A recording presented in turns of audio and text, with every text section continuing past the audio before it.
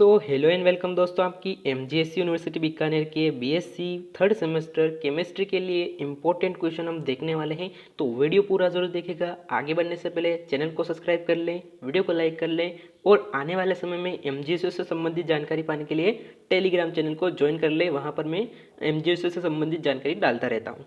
Screen पर आप देख सकते हैं यूनिट फर्स्ट है आपकी ऊष्मागतिकीय फर्स्ट। स्क्रीन पर आप देख सकते हैं इसका पहला क्वेश्चन हो जाएगा, ऊष्मागतिकी के विभिन्न तंत्र क्या है, कौन कौन से तंत्र होते हैं, इसके उदाहरण सहित आपको समझाना है। तो ऊष्मागतिकी का पहला तंत्र होता है आपका खुला तंत्र। आसान है, ओपन सिस्टम। जैसे ऐसे तंत्र जिसमें ऊर्जा के साथ साथ पदार्थ का भी आदान प्रदान होता है उसे हम खुला तंत्र कहते हैं। उदाहरण हो जाएगा आपका उबलता हुआ पानी। यहाँ पानी के साथ वाष्प को भी वातावरण में छोड़ दिया जाता है जिससे ऊर्जा और पदार्थ दोनों का आदान प्रदान हो जाता है। नेक्स्ट अगर हम बात करें आपका सेकेंड हो जाएगा बंद सिस्टम। तो इसमें हो जाता है आपका ऊर्जा का आदान प्रदान तो हो सकता है लेकिन पदार्थ का आदान प्रदान सीमित होता है, निरोध होता है। उदाहरण के लिए आपका ढक्कन लगा हुआ बर्तन।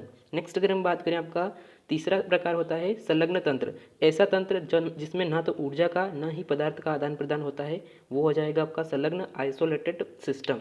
इसका उदाहरण हो जाएगा आपका आदर्श थर्मस, जिसमें ऊर्जा का ना तो आदान प्रदान होता है ना ही पदार्थ का आदान प्रदान होता है। नेक्स्ट अगर हम बात करें आपका सेकेंड क्वेश्चन हो जाएगा वेरी आईएमपी क्वेश्चन, ऊष्मागतिकी का प्रथम नियम क्या है, इसके गणितीय रूप को व्याख्या करें। तो इसका आंसर हो जाएगा स्क्रीन पर आप देख सकते हैं, ऊर्जा का ना तो बनाया जा सकती है न ही ऊर्जा को नष्ट की जा सकती है, केवल एक रूप से दूसरे रूप में बदला जा सकता है, उसे हम कहते हैं ऊष्मागतिकी का प्रथम नियम।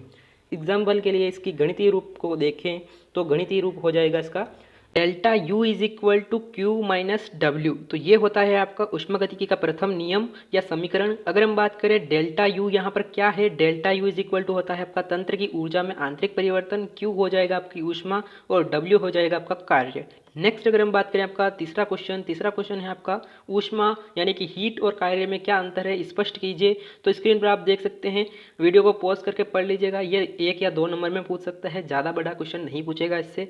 अगर आप पढ़ना चाहते हो तो वीडियो को पॉज करके पढ़ सकते हो कि इसकी परिभाषा क्या हो जाएगी, ऊष्मा की कार्य की परिभाषा क्या होगी इस ऊष्मागतिकी में। तो अगर हम बात करें आपका चौथा प्रश्न इंपॉर्टेंट हो जाता है, आंतरिक ऊर्जा और एंथैल्पी की परिभाषा क्या है, इनके बीच में क्या संबंध है, इसके बारे में आपको बताना है। तो स्क्रीन पर आप देख सकते हैं आंतरिक ऊर्जा, जिसे हम यू से भी डिनोट करते हैं। अगर हम बात करें आंतरिक ऊर्जा की तो ये होता है आंतरिक ऊर्जा किसी तंत्र में उपस्थित सभी सूक्ष्म कणों यानी कि मॉलिक्यूल, परमाणु आदि की गतिज ऊर्जा और स्थितिज ऊर्जा का कुल योग होता है आपकी आंतरिक ऊर्जा। यदि हम बात करें यहाँ पर, यह तंत्र जो है अंदर हो रहे कणों की कंपन और आंतरिक करेक्शन से उत्पन्न होता है। नेक्स्ट अगर हम बात करें आंतरिक ऊर्जा को हम कैसे गणितीय रूप में डिनोट करेंगे, तो हमने ऊपर देखा है कि delta U is equal to होता है आपका क्यू माइनस डब्ल्यू, तो इसको हम आंतरिक ऊर्जा बोलते हैं। नेक्स्ट अगर हम बात करें आपका एंथैल्पी किसे कहते हैं, तो एंथैल्पी एक ऐसी भौतिक राशि है जो आंतरिक ऊर्जा के साथ साथ तंत्र में दाब यानी कि प्रेशर और आयतन द्वारा किए गए कार्य को भी शामिल करती है। इस प्रकार लिखा जा सकता है इसको। एंथैल्पी जो है आपको एच से डिनोट करना है। एच इज इक्वल टू होता है आपका यू प्लस प्रेशर और आपका आयतन, तो इसे हम कहते हैं एंथैल्पी। एंथैल्पी जो है आपका आंतरिक ऊर्जा में दाब और आयतन जुड़ जाएगा तो उसे हम कह देंगे एंथैल्पी। नेक्स्ट अगर हम बात करें आपका पांचवा प्रश्न है, पांचवा क्वेश्चन हो जाएगा आपका ऊष्माधारिता किसे कहते हैं, इसके बारे में आपको बताना है कि ऊष्माधारिता क्या होती है। तो इसकी परिभाषा अगर की बात करें हम तो इसकी परिभाषा हो जाएगी किसी पदार्थ के तापमान को 1 केल्विन या 1 डिग्री बढ़ाने के लिए आवश्यक ऊष्मा की मात्रा को हम क्या कहते हैं, ऊष्माधारिता। तो स्क्रीन पर आप देख सकते हैं इसके गणितीय रूप को, C इज इक्वल टू होता है del Q upon del T.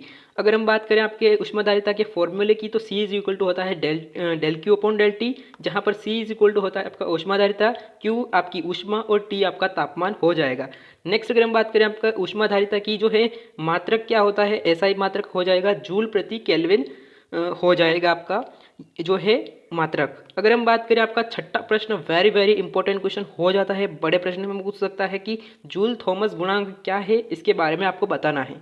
तो इसका आंसर हो जाएगा जूल थॉमस गुणांक की परिभाषा क्या होगी, जब किसी गैस को एक संकीर्ण रंध्र में या वॉल में इस प्रकार प्रवाहित किया जाए कि कोई ऊष्मा विनिमय न हो न ही कोई बाह्य कार्य की आवश्यकता हो, तो उस गैस के तापमान में परिवर्तन जो होता है उसे हम क्या कहते हैं, जूल थॉमस गुणांक कहते हैं। इसे हम म्यू द्वारा प्रदर्शित करते हैं। अगर समझ में ना आए तो वीडियो को पॉज करके डेफिनेशन पढ़ लेना, वेरी वेरी आईएमपी हो जाता है।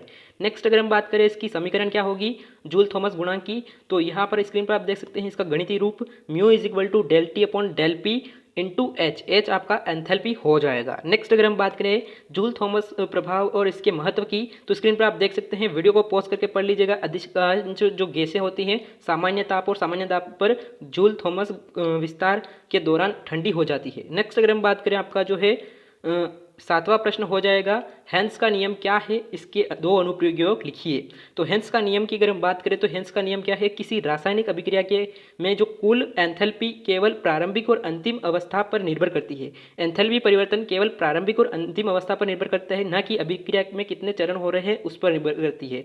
तो ये जो है आपका हेंस का नियम हो जाएगा कि किसी रासायनिक अभिक्रिया में कुल एंथैल्पी परिवर्तन केवल प्रारंभिक और अंतिम अवस्था पर निर्भर करेगा, न कि जो अभिक्रिया में जो चरण होने वाले हैं उस पर। इसका गणितीय रूप हो जाएगा डेल एच यानी कि एच यानी कि एंथैल्पी और del H one del H two ये हो जाएगा आपका एंथैल्पी के चरण।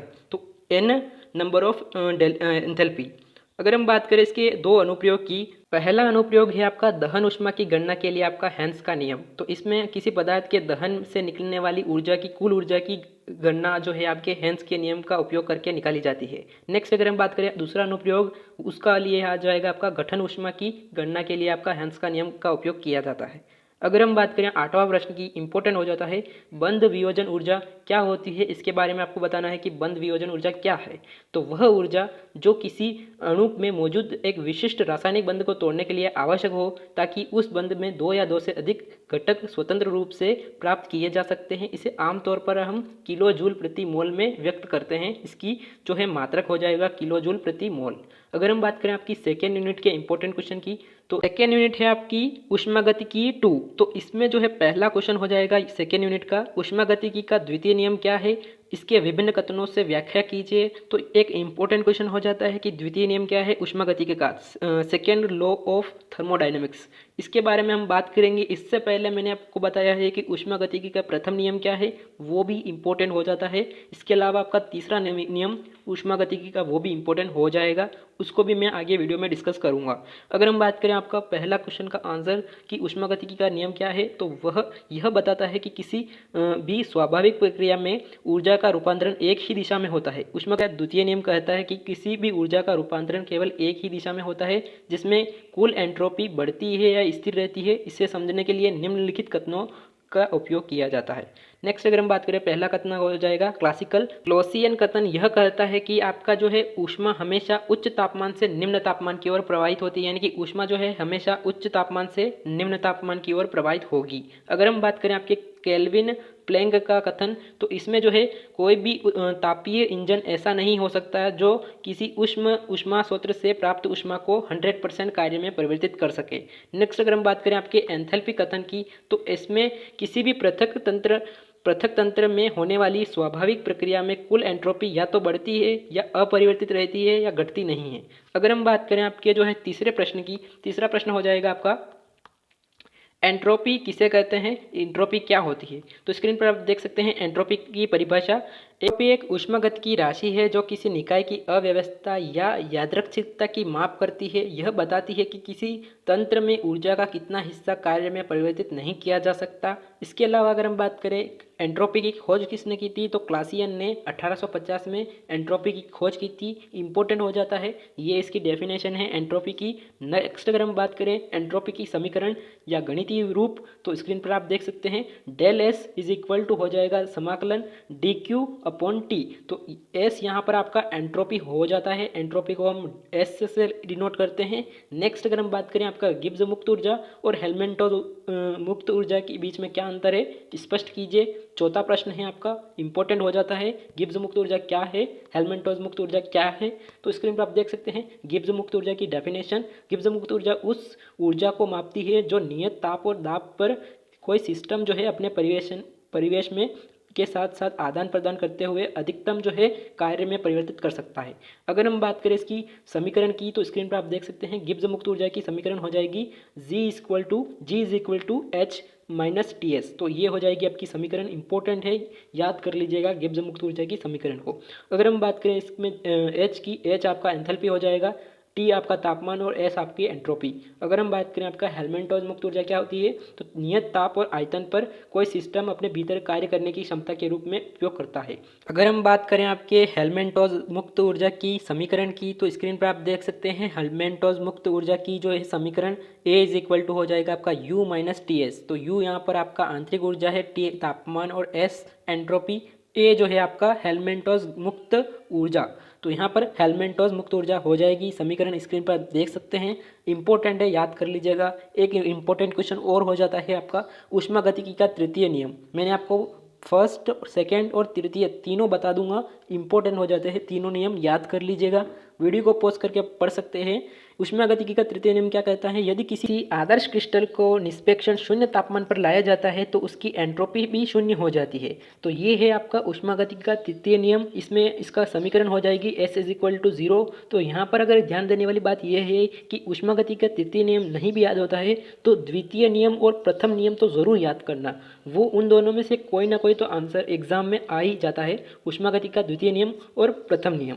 अगर हम बात करें आपका जो है नेक्स्ट क्वेश्चन हो जाएगा नट्स प्रमेय क्या है, नट्स ऊष्मा प्रमेय क्या है, इसके बारे में आपको बताना है। इसके अलावा अगर हम बात करें आपका 8वां प्रश्न हो जाएगा यूनिट सेकेंड का, गिब्स मुक्त ऊर्जा का आयतन और दाब और तापमान के साथ परिवर्तन कैसे होता है, इसके बारे में आपको बताना है। तो ये इतना इंपॉर्टेंट नहीं है। अगर हम बात करें आपकी यूनिट थर्ड की, तो है आपकी एफ ब्लॉक तत्व और उपसंयोजक यौगिक। तो इसका पहला क्वेश्चन हो जाएगा लेंथेनॉइड संकोचन क्या है, इसके प्रभाव लिखिए। तो ये भी एक क्वेश्चन हो जाता है। अगर हम बात करें लेंथेनॉइड और एक्टिनॉइड के तत्वों के सामान्य गुण लिखिए और तुलना कीजिए। तो आपको बताना है कि लेंथेनॉइड और एक्टिनॉइड तत्वों के सामान्य गुण। अगर हम बात करें एक्टिनॉइड तत्वों को निष्कर्षण कैसे निकाला जाता है, इसके बारे में आपको बताना है। तीसरा प्रश्न ये हो जाएगा, ये एक इंपॉर्टेंट क्वेश्चन हो जाता है। चौथा प्रश्न, वर्ण सिद्धांत क्या है और इसके उदाहरण सहित आपको स्पष्ट करना है। यूनिट थर्ड के मैं आंसर नहीं बता रहा हूँ, इतनी रिसर्च आपको ही करनी होगी, क्योंकि देखो यार इसमें टाइम बहुत लगता है और मेरे पास भी इतना वक्त नहीं है। चैनल को अगर सब्सक्राइब भी करोगे आप, तभी मैं आपके लिए अधिक से अधिक आंसर या क्वेश्चन ढूंढ पाऊंगा। अगर हम बात करें आपका 5वां प्रश्न हो जाएगा उपसंयोजक यौगिक में समवायता के प्रकार को समझाइए। एक इंपॉर्टेंट क्वेश्चन हो जाता है कि कोऑर्डिनेशन कंपाउंड में समवायता के प्रकार समझाइए। अगर हम बात करें आपके जो है प्रभावी परमाणु क्रमांक क्या है, ये आपको बताना है कि प्रभावी परमाणु क्रमांक या इफेक्टिव एटॉमिक नंबर क्या होता है, इसके बारे में आपको बताना है। अगर हम बात करें आपका 7वां प्रश्न हो जाएगा संकुलन के संयोजकता बंध सिद्धांत की व्याख्या कीजिए, यानी कि वैलेंस बॉन्ड थ्योरी की व्याख्या करनी है संकुलन में। अगर हम बात करें आपका 8वां प्रश्न हो जाएगा थर्ड यूनिट का, धातु कार्बोनिल के गुण एवं बंध की प्रकृति को समझाइए। तो बंध प्रकृति को आपको समझाना है धातु कार्बोनिल में। अगर हम बात करें आपकी यूनिट फोर्थ की, तो यूनिट 4 है आपकी कार्बोक्सिलिक अम्ल और इसके व्युत्पन्न। तो इसका पहला क्वेश्चन हो जाएगा आपका कार्बोक्सिलिक अम्ल की अम्लीयता पर प्रतिस्थापनों का क्या प्रभाव पड़ता है, इसको समझाना है आपको। नेक्स्ट अगर हम बात करें आपका दूसरा प्रश्न हो जाएगा अम्लीय एनहाइड्रेट एमिड एस्टर और एसिल क्लोराइड की संरचना गुण और उपयोग आपको समझाना है। नेक्स्ट अगर हम बात करें आपका तीसरा प्रश्न हो जाएगा टार्टरिक अम्ल सिट्रिक अम्ल की संरचना और उपयोग को आपको समझाना है।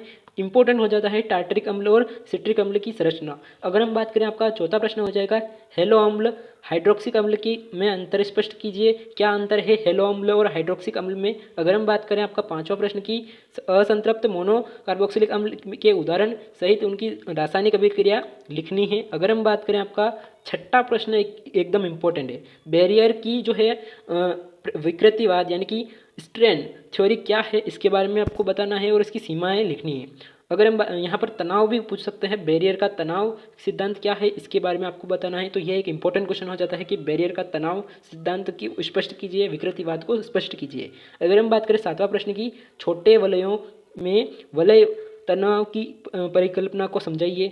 छोटे वलय में वलय तनाव की संकल्पना क्या है, इसके बारे में आपको बताना है। अगर हम बात करें आपके आठवां प्रश्न की साइक्लोएल्केन के निर्माण की विधियां और उसकी अभिक्रिया लिखिए, ये हो जाता है आठवां प्रश्न। नेक्स्ट अगर हम बात करें आपकी पाँचवीं यूनिट ऑर्गेनिक केमिस्ट्री की यूनिट है। अगर हम बात करें पाँचवीं यूनिट की, तो यूनिट पाँचवीं है आपकी एरिन और एरोमेटिकता।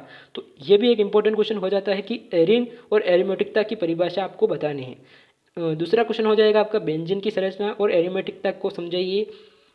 नेक्स्ट अगर हम बात करें, आपका तीसरा प्रश्न हो जाएगा नाइट्रीकरण और फिडलक्राफ्ट अभिक्रिया को क्रियाविधि के बारे में आपको बताना है कि नाइट्रीकरण और फिडलक्राफ्ट अभिक्रिया क्या है, इसके बारे में आपको बताना है। अगर हम बात करें, आपका चौथा प्रश्न हो जाएगा एरोमेटिक यौगिक के इलेक्ट्रॉन से नहीं प्रतिस्थापन अभिक्रिया के सामान्य क्रियाविधि आपको बतानी है कि एरोमेटिक यौगिक की इलेक्ट्रॉन से नहीं प्रतिस्थापन अभिक्रिया कैसे काम करती है।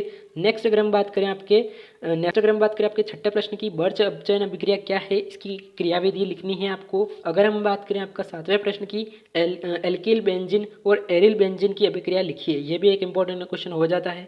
अगर आपके आठवें प्रश्न की, तो आठवां प्रश्न हो जाएगा आपका एरोमेटिक यौगिक में सक्रिय और निष्क्रिय प्रतिस्थापन करने वाले कारकों को समझाइए। तो ये थे आपके पांचों यूनिट के important question chemistry third semester के लिए। आने वाले समय में एमजीएससी से संबंधित जानकारी पाने के लिए चैनल को सब्सक्राइब करें। थैंक यू, जय हिंद।